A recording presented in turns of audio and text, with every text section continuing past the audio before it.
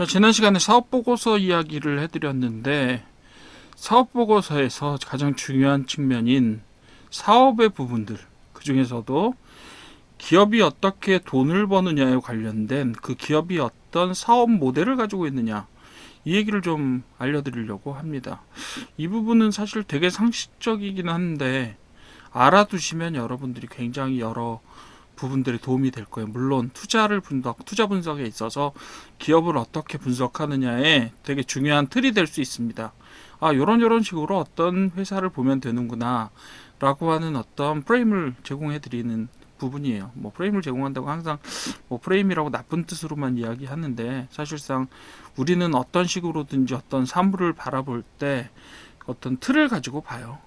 어떤 기준들을 가지고 봅니다. 그런 기준들을 제시를 해드릴 수 있기 때문에, 제가 또 이거는 개인적으로 학교에서 그 사업구조, 비즈니스학과에서 비즈니스 모델이나 사업구조를 평가하는 그 강의를 할 때 제가 자주 설명드리는 구조와 비슷하기 때문에, 그걸 좀 제가 좀 자신 있게 설명드릴 수 있는 부분이기도 해요.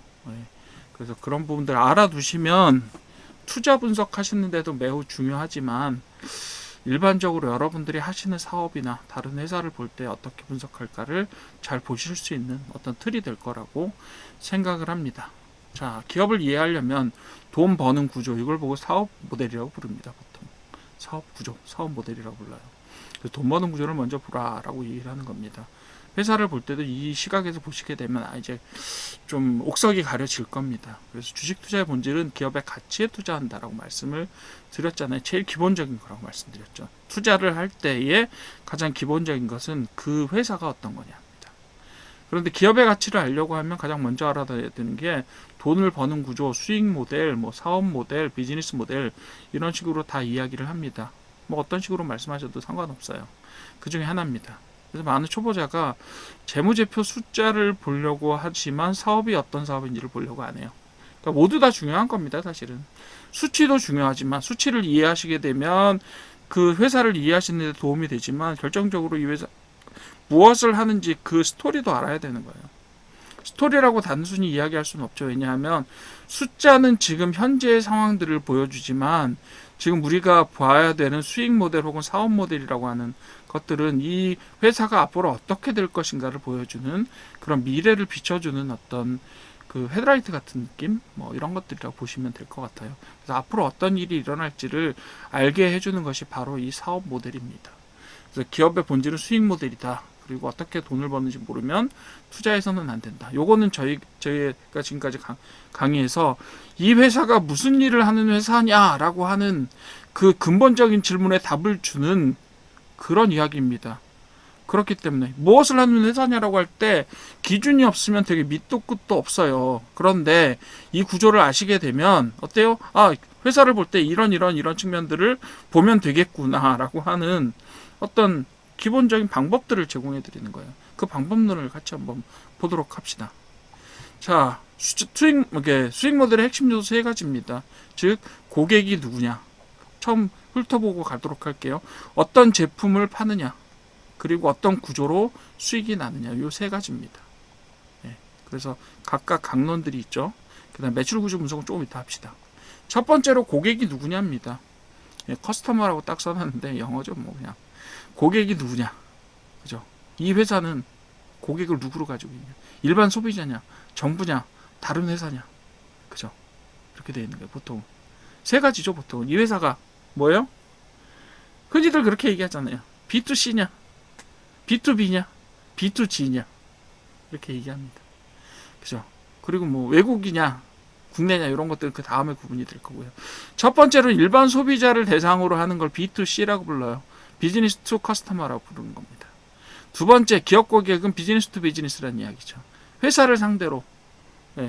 대부분의 우리나라에서 그 시장에 존재하는 여러 개의 기업들이 있는데, B2C 기업이라고 할 수 있는 회사보다 제가 볼 때는 B2B 기업이, 뭐 물론 다 구분을 해보지는 않았지만 B2C도 B2B도 하는 회사들도 많고 이래서 정확하게 구분하기는 어렵지만, 전체 영역으로 봤을 때는 우리나라 같은 경우 B2B 영역이 상당히 많습니다. 부품사, 재료사, 이런 회사들 있죠. 그런 회사들이 매출은 작을 수 있겠지만 어쨌든 숫자로는 많아요. 그죠? 그런 회사들이 많습니다. 일반 소비자 대상, 기업 고객 대상, 또 특정하게 정부나 공공기관을 대상으로 주요 사업을 전개하는 그런 회사들도 있죠. 예, 정부만 살 수 있는 것들도 있어요. 예, 공공기관만 살 수 있는 것들도 있다고요. 예, 다른 뭐 민간 기업들이 못 사요. 예, 그런 회사들도 있습니다. 예를 들면 어떤 거요? 예, 대표적으로 방산기업이요. 방산기업 중에서도 최종 저기를 생산하는, 최종 생산물을 생산하는 그 회사들 있잖아요. 물론 이제 예를 들면 HD 현대중공업 같은 경우는 민간 선박도 하고 그 다음에 방산 군용 선박도 하잖아요. 그렇지만 이제 대부분의 경우 예를 들면 카이 한국항공우주 같은 경우는 뭘 해요 주로? 전투기 만들잖아요. 훈련기 만들고 그걸 누구한테 팔아요? 군한테 팔죠. 그렇게 되는 겁니다. 현대로템도 물론 열차도 만들지만 전차도 만듭니다. 이런 식으로 보시면 돼요. 그러니까 그렇게 공공기관에 특화돼서 공공기관을 중심으로 영업을 전개하는 회사도 있다. 그 다음에 해외냐 국내 고객이냐, 내수냐 수출이냐. 우리나라는 수출 기업이 많죠. 그렇지만 수출 기업에 제품을 대는 회사들은 대부분 내수 기업입니다. 어떻게 보면 수출도 하지만요. 그렇게 보시면 되겠고요. 그래서 고객이 누구냐에 따라서 다음 모든 것이 달라지게 돼요. 그죠? 성장성이나 수익성이나 안정성 같은 것들이 다 달라집니다. 어떻게 B2B냐 B2C냐 아니면 B2G냐에 따라서 B2G 쪽이 조금 더 안정적이긴 하고 B2B가 그 다음에 B2C라고 생각하실 수도 있고요. 그렇지만 사안에 따라서 조금씩 다 달라요. 그 내용들을 좀 생각을 해보십시오. 기본적인 구조가 어떻게 되느냐 그걸 보라는 얘기예요. 하나가 어떤 기준이 돼서 B2G가 제일 좋아 이런 건 없어요. 대신에 이 회사가 B2G냐 B2C냐 B2B냐 이런 부분들은 어느 정도 파악을 하셔야 된다. 그 이야기입니다. 자, 어떤 제품 서비스를 팔아서 돈을 버느냐 그래서 프로덕트냐 서비스냐 이 얘기를 하고 있죠. 프로덕트와 서비스 차이는 뭐죠? 프로덕트는 형상이 있는 거고요. 서비스는 형상이 없어요. 형상이 없어요. 예를 들면 물류 같은 게 대표적인 서비스입니다. 물류는 형상이 있어요? 아니요. 그거는 물류를 이루는 그 서비스를 만드는 무엇인가는 존재하죠. 서비스를 만들어내는 예를 들면 택배 차량, 그죠? 아니면 물류센터 이런 건 존재하지만 그거는 그 회사가 전달하고자 돈을 받고자 하는 어떤 서비스를 만들기 위해서 필요한 기반 시설 공장 같은 거지. 그게 곧 저기는 아니에요. 그게 곧 그 회사가 파는 것은 아닙니다. 자, 넷플릭스 같은 건 어떨까요? 서비스 팔죠. 네이버 서비스 팝니다. 그죠? 대부분의 경우 그래요.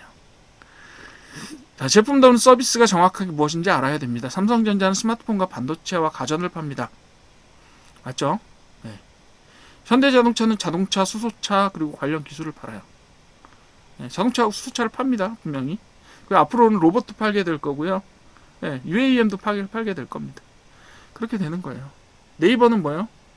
광고나 클라우드 구독 서비스를 하죠. 광고를 하고 일단 클라우드를 서비스하죠. 그래서 돈을 받아요. 회사들한테. 클라우드를 제공해주고. 아마존도 뭘 하죠? 예를 들면 아마존 같은 데서는 뭐 하라는 회사죠? 맨 처음에 책 파는 회사였어요. 그러다가 어떻게 됐죠? 책 파는 회사였다. 그 다음에 종합 판매 회사가 됐습니다. 그 다음에 돈 버는 건 뭔지 아세요? 클라우드를 팔아요. AWS라고 부릅니다. 아마존 웹 서비스. 그게 어마어마하게 돈을 법니다. 그리고 요즘에 뭐 하죠? 우주 배송 서비스를 합니다. 로켓을 만들죠. 그러니까 로켓을 만들었을 때 로켓을 만든다라고 하는 게 아마존의 서비스 내용이 아니에요. 실제로 아마존에서 파는 건 뭐냐 하면 우주로 배송을 해주는 거예요. 스페이스X도 마찬가지. 그 본질을 파악하셔야 됩니다. 카카오도 플랫폼하고 컨텐츠를 팔고 광고를 팝니다. 맞죠? 그렇게 보시면 돼요. 기업이 파는 상품이 바뀌면 기업의 가치가 완전히 달라집니다. 최근에는요, 이렇게 생산하는 기업보다는 만들어내는, 실물을 만들어내는 것보다는 어때요? 플랫폼이라든가 어떤 개념적인 설계라든가 이런 것들이 훨씬 더 중요해지고 있습니다. 여러분들 엔비디아가 지금 시총 1위일 거예요. 그죠? 뭐 왔다 갔다 뭐 애플이 1위였던 적이 있었지만 어쨌든 뭐 지금 현재 상황으로는 뭐 그렇게 돼 있긴 합니다. 엔비디아 같은 업체는 생산 공장을 가지고 있을까요? 없을까요? 없습니다. 애플은요? 있을까요? 없을까요? 없어요. 네. 애플 핸드폰 대부분 폭스콘이라고 하는 중국 업체에서 만들고요. 그리고 삼성은 공장이 있어요. 그리고 실물을 만들어냅니다. 반도체라고 하는 거. SK 하이닉스도 마찬가지로 설계하고 반도체를 만들어냅니다. 수직 계열화가 거의 돼 있어요. 네, 수직 계열화가 돼 있고 부품을 물론 사오기는 하지만 기본적으로 메모리 반도체 설계를 직접 하이닉스에서 하고요. 삼성전자에서 하고요. 그것들의 부품과 재료들과 장비들을 구입해서 메모리 제품이라는 실제 제품을 만들어 판매합니다. 그리고 파운드리도 마찬가지예요. 네. 엔비디아는 공장이 없어요. 어디서 만들죠? TSMC에서 만듭니다. TSMC에서 만들어요. 만드는 회사는 TSMC. 그럼 엔비디아는 뭘 하죠? 설계합니다. 생태계를 만들고. 그게 다예요. 재료는 어디서 사오죠? 삼성전자, SK, 하이닉스에서 사옵니다. 이거예요. 잘 파악하십시오. 네, 이런 것들이 좀 재밌는 현상들을 만들어냅니다. 자, 어떤 구조로 수익이 나는가? 비즈니스 모델은 어떤 거냐? 그죠? 여기 몇 가지 구분들이 있어요. 한 대여섯 가지 정도 구분을 할 수가 있는데 앞에 거랑 연결되는 겁니다. 자, 이런 거 할 때 제일 재밌기는 해요, 사실. 자, 첫 번째는 제조업 모델입니다. 제품 생산, 판매, 매출 이익을 나는 거. 대표적으로 삼성전자와 SK 하이닉스입니다. 우리나라에서는 현대 자동차 마찬가지. 그리고 HD 현대중공업 이런 데 마찬가지. 하나오션도 마찬가지입니다. 그런 데들이 다 제조업 모델이에요. 우리나라는 세계적인 제조업 국가입니다. 이미 세계적인 제조업 국가로 선진국을 이뤄낸 나라예요. 네. 예전에는 개발도상국이란 말을 썼잖아요. 우리나라는 제조업 기반으로 세계에서 거의 제일 강력한 수준의 제조업 수준을 보유하고 있어요. 물론 이제 우리나라와 경쟁하는 데가 대표적으로 독일이나 일본 같은 나라들이 있습니다. 이제 그 나라들하고 나란히, 물론 이제 생산의 최고 정점은 중국이죠. 지금으로 보면 양적으로 따라갈 수가 없으니까 그렇긴 합니다. 어쨌든 그렇게 만드는 거예요. 플랫폼 모델은 뭔지 아시죠? 예, 카카오하고 네이버가 대표적인 플랫폼 모델입니다. 예, 아마존도 대표적인 플랫폼 모델이라고 할 수 있죠. 일부 사업에 있어서. 예, 그 플랫폼들을 굉장히 열심히 만들고 싶어 하죠. 모든 사람들이. 대표적으로 어떤 거예요? 무신사 같은 데 있잖아요. 그런 데도 플랫폼 모델이죠. 그죠? 걔네들은 입점시켜서 팔고 수익을 내는 겁니다. 11번가 G마켓 뭐 다 마찬가지, 옥션 다 마찬가지입니다. 그런 거예요. 구독 모델은 뭘까요? 월정액, 연정액 기반의 반복 매출을 일으킨다. 그래서 넷플릭스나 네이버 멤버십 같은 것들. 네이버는 플랫폼 모델이기도 하면서 구독 모델이기도 해요. 그리고 SaaS라고 부르는 건데 이거는 서비스 에저 뭐죠? 예. 뭐라 그러죠? 그 뭐라 그러나? 소프트웨어 에저 서비스. 예, 죄송합니다. 소프트웨어 에저 서비스라고 부르죠. 뭐 파스니 뭐 이런 것들이 플랫폼 에저 서비스라든지 아니면 뭐 다른 것들이 많아요. 그런 것들이 많은데 인프라스트럭처 에저 서비스 뭐 이런 식으로 많이 부르는데 소프트웨어를 우리가 그냥 사는 거예요. 네, 소프트웨어 구독하는 거. 예를 들면 뭐예요? 예. 오픈 AI의 챗GPT 서비스 우리가 사잖아요. 그 구독 모델입니다. 예, 이런 것들이에요. 구독 모델 아시겠죠? 물론 이제 정수기도 구독 모델입니다. 예. 그리고 렌트카도 구독 모델이에요. 실제로는 어떻게 보시면 구독 모델에 가깝습니다. 예, 다달이 내고 그걸 이용하는 거니까 그렇게 보시면 되겠고요. 거래 수수료 모델 어떤 거죠? 쿠팡 마켓플레이스, 토스 증권, 증권사들 대표적으로 중개 수수료 기반입니다.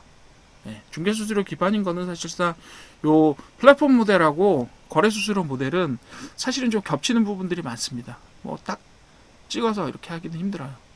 그리고 IP 모델이 마지막으로 있습니다. 요건 뭐냐면 엔터사들 대표적으로 디즈니 같은 경우 구독 모델하고 IP 모델이 결합이 되어 있는 경우라고 보시면 되고 게임사도 마찬가지예요. NC소프트 같은 데서 제가 NC소프트라고 좀 예전 저기를 들어서 그렇긴 한데 걔네들은 구독료를 받죠. 게임에 대해서. 그리고 또 그 게임을 만들어서 그 IP를 가지고 또 사업을 확장하는 그런 형태를 가지고 특허 저작권 기반의 모델을 가지고 있습니다. 물론 한 회사가 이 모델들을 다 가지고 있을 수도 있어요. 예, 그런 부분들을 좀 생각을 해보시고 그렇지만 주로 무엇을 하느냐 이런 모델들을 한번 잘 살펴봐 주시기를 바랍니다. 어떤 식으로 돈을 만들어내는 최종적으로 소비자에게 무엇을 돈으로 받아야 되느냐 이런 거죠. 그렇게 보시면 됩니다. 자, 매출 구조를 분석하면 기업의 강점이 보인다 이렇게 돼 있죠. 매출 구조 분석 한번 봅시다. 그래서 매출 구조라고 하는 거는 뭐예요? 지금까지 저희가 얘기했던 것들이 어떤 식으로 회사 안에 구현되고 있느냐 이야기입니다. 회사 안에 어떤 식으로 분포하고 있느냐 이야기예요. 첫 번째로 제품별 매출 구성이에요. 그래서 뭘 팔아서 도대체 돈을 벌고 있느냐 이 이야기를 하는 겁니다. 뭘 파는 거냐 도대체. 예를 들면 뭐 삼성전자는 뭘 팔아요? 반도체 팔고 스마트폰 팔고 가전 팔죠. 반도체를 팔아요. 실제로 만들어서 메모리 반도체를 만들어서 팔죠. 스마트폰도 팔죠. 삼성 이름으로. 가전도 삼성 이름으로 팔죠. 근데 일부는 뭐 하고 있어요? 예를 들면 삼성 이름으로 구독 서비스를 제공한다. 그러면 그 구독형 모델이에요. 그러면 그 구독형 모델이 전체적인 매출에서 얼마나 기여하고 있느냐 이런 부분들까지를 따져야 되는 거예요. 그죠? 제가 아까 말씀드렸던 여러 가지 복합 모델 있죠. 네이버는 어때요? 플랫폼 모델에서 광고를 제공하면서 광고료를 받고 있습니다. 플랫폼 모델이에요. 근데 거기 뭐 하죠? 네이버 스토어에서는 뭐죠? 구독료를 받습니다. 그죠? 네이버 시리즈에도 구독료를 받습니다. 이렇게 되는 거예요. 그러면 네이버 같은 경우는 플랫폼 기업이면서 구독료 모델이기도 하면서 IP 기업이기도 해요. 그렇게 보셔야 돼요. 그리고 어느 한 제품의 지출이 70% 이상 몰려있다면 위험할 수 있다. 이런 것들도 좀 봐주시면 될 것 같습니다. 그리고 지역별 매출 구성이에요. 국내, 해외. 그래서 미국, 중국, 유럽 뭐 이런 식으로 나누고 뭐 개발도상국이나 뭐 이런 쪽도 나누죠. 그래서 특정 국가 의존도가 높아지면 높아질수록 어떻다? 그 국가와의 국가 간 관계가 이 회사의 매출이나 이런 쪽에 영향을 미칠 수 있기 때문에 사실은 웬만하면 균등하게 분배하는 형태로 가게 되는 거죠. 그리고 고객별 매출 구성, 주요 고객이 누구냐라고 했을 때 우리나라 반도체 기업들, 로봇 기업들 이런 회사들 그죠? 주로 누가 우리 걸 사가냐 이렇게 되는 거죠. 사실상 어떻게 보면 삼성전자나 현대차는 물론 B2C라 하기 때문에 큰 상관이 없습니다만 삼성전자나 SK하이닉스 같은 경우도 큰 업체들이 몇 개 있잖아요. 수요 업체들로. 근데 삼성전자 저기는 아무리 엔비디아가 삼성전자하고 SK하이닉스 걸 많이 산다고 해도 대다수의 매출을 그 회사가 엔비디아 하나가 좌우하지는 않습니다. 왜요? 일반적으로 수많은 세계에 흩어져 있는 전자회사들이 다 삼성전자하고 SK하이닉스의 제품을 사들여요. 그렇기 때문에 그렇습니다. 50% 이상 의존한다면 매우 위험할 수 있다. 이렇게 보시면 되겠어요. 자, 사업 포트폴리오 다각화. 좋은 기업의 조건은 뭐냐면 자, 하나의 사업이 흔들려도 무너지지 않게 되는 거다. 그래서 어떻게 하느냐? 시장이 다른 각각 두 가지, 세 가지 정도의 성장 영역을 보유하고 있다. 그죠? 여기서 보시게 되면 시장이 다른이란 말이 중요하고요. 성장 영역이란 말이 중요해요. 그래서 신사업 추진하는 거잖아요. 삼성이 뭐래요? 바이오 사업 하잖아요. 그죠? 삼성전자가 하는 건 아니지만 그죠? 뭐 이런 것들을 계속해서 진출하는 거예요. 진출하는 거. 그죠? 그렇게 보시면 되겠고. 현대자동차도 뭐예요? 로봇 사업 진출하잖아요. 그런 성장 영역들을 계속해서 키워나가는 것이다. 거기에서 매출까지 나온다면 더 좋은 거고요. 두 번째로 특정 제품 고객 의존도가 낮다. 그래서 우리나라 대기업들도 그런 특정 제품. 근데 특정 제품이라고 해서 그거를 뭐 규정하기가 사실 좀 힘들기는 해요. 왜냐하면 자, 현대자동차 뭐 팔아요? 자동차 팔죠. 나쁜 기업이라고 얘기해요. 근데 자동차도 사실 되게 여러 가지 용도가 있고 여러 가지 사용처가 있고 여러 국가에서 쓰여지고 있고 그리고 종류도 전기차, 내연기관차, 수소차 뭐 이런 식으로 나눌 수 있잖아요. 그걸 하나의 제품으로 볼 것이냐 아니면 전체를 뭉뚱그려서 하나의 자동차라는 제품군으로 볼 것이냐는 시각에 따라서 조금 달라요. 나쁜 회사라고 말할 수는 없어요. 더 좋은 회사일 수는 있겠지만 벤츠는 어때요? BMW는 어떤가요? 마찬가지죠. 그렇다고 나쁜 회사 아니에요. 엔비디아 뭐 하죠? 엔비디아 뭐 합니까? 애플은 뭐 해요? 애플은 제품이 뭐 노트북도 있고 핸드폰도 있고 패드도 있고 뭐 이어폰도 있고 이렇다고 해도 대부분의 경우는 아이폰에서 나오잖아요. 그렇다고 해서 그 회사가 나쁜 회사라고 이야기할 수 없어요. 그렇습니다. 뭐 이런 측면이 있다라는 거죠. 일반적으로 평가를 할 때. 자, 그리고 안정성과 성장성 사업을 조합이 잘 이루어졌을 때 좋은 포트폴리오다 이렇게 얘기를 하고요. 신사업의 매출의 10% 20% 이상 기여를 시작하게 되면 좋겠죠. 근데 항상 이렇게 되는 건 아니고 이게 항상 좋은 회사의 조건들을 만들어내는 건 아닙니다만 가장 일반적인 조건을 뽑아본다면 이런 조건들을 뽑을 수 있다라는 이야기가 되는 거죠. 자, 수익 모델 분석 시 초보자가 가장 많이 하는 실수는 첫 번째, 기업이 뭘 하는지 모른다. 안 돼요. 기업이 뭘 하는지 아셔야 돼요. 적어도 기본적으로 뭘 파는지는 아셔야 된다. 네, 그 이야기입니다. 그 다음 뉴스만 보고 투자하신다. 이거 문제죠. 네. 뉴스는요 지금 이미 나와서 시장에 반영된 거예요. 네. 그러면 뉴스가 나오기 전에 어떻게 알아요? 모르죠. 그러니까 뉴스만 보고 하시진 말라고요. 이 회사가 도대체 뭘 하는 회사인지는 알고나 하시라고요. 알고나. 네. 주가만 보고 가격만 보고 올라간다고 투자, 뭐 떨어졌다고 투자, 이것도 하지 마시라고요. 다 보셔야 돼요. 다. 하나만 보면 안 돼요. 뉴스만, 주가만 안 된다고요. 그리고 사업 구조를 잘못 이해했다. 그래서 삼성전자가 스마트폰 회사냐? 아닙니다. 반도체 회사입니다. 이런 것들을 잘못 이해하시면 안 돼요. 적어도 어느 정도 이해를 하셔야 된다. 그리고 다섯 번째, 제일 많이 하시는 실수 중에 하나예요. 물론 올라갈 수 있지만 실이 없는 경우가 많아요. 신사업을 과대평가한다. 그죠? 기업의 신사업은 실제 매출 반영까지 시간이 걸릴 뿐만 아니라 성공 실패도 아직 몰라요. 우리나라에 수많은 면역항암제 회사가 있지만 그 중에서 정말 3상까지 성공해서 면역항암제를 상품화할 수 있는 회사가 몇 개나 될까요? 잘 모르겠어요. 그래서 제가 항상 바이오 업체에 대해서, 특히 연구개발에서 지금 적자 나고 있는 회사들에 대해서 판단을 유보하는 거가 그것 때문이에요. 되게 분석 잘 하신다는 분들이 나와서 그래요. 아, 이 회사 잘 될 것 같아요. 그 회사 사람들도 몰라요. 전 세계 모든 전문가들이 그 회사가 잘 될지 안 될지, 삼성이 성공할지 어떨지, 그걸 상품화해서 진짜로 세계 시장에 먹힐지는 아무도 모른다고요. 되게 그건 잘난 척일 뿐이에요. 그냥 모르는 겁니다. 아직은. 돼야 알아요. 가능성은 있죠, 물론. 포트폴리오 하나를 묻어둘 수는 있겠죠.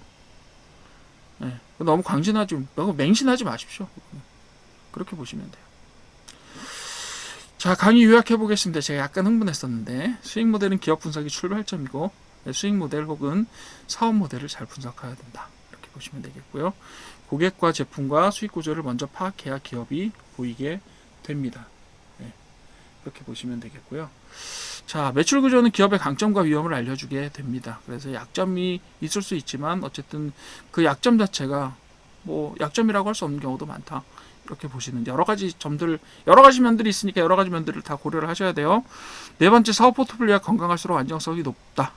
맞습니다. 이건 일반적으로 맞는 얘기지만 특정한 어떤 회사에 있어서는 대체 불가능한 거의 독점적인 지위를 가진 경우도 있으니까 그런 부분들이 있어서는 여러 가지 고려들이 필요하다. 이렇게 보시면 되겠고요. 다섯 번째는, 기업이 무엇으로 돈을 버는지 모르면 절대 투자하지 마십시오. 이거는 맞습니다. 이거는 절대적으로 맞는 이야기니까 기억해 두십시오.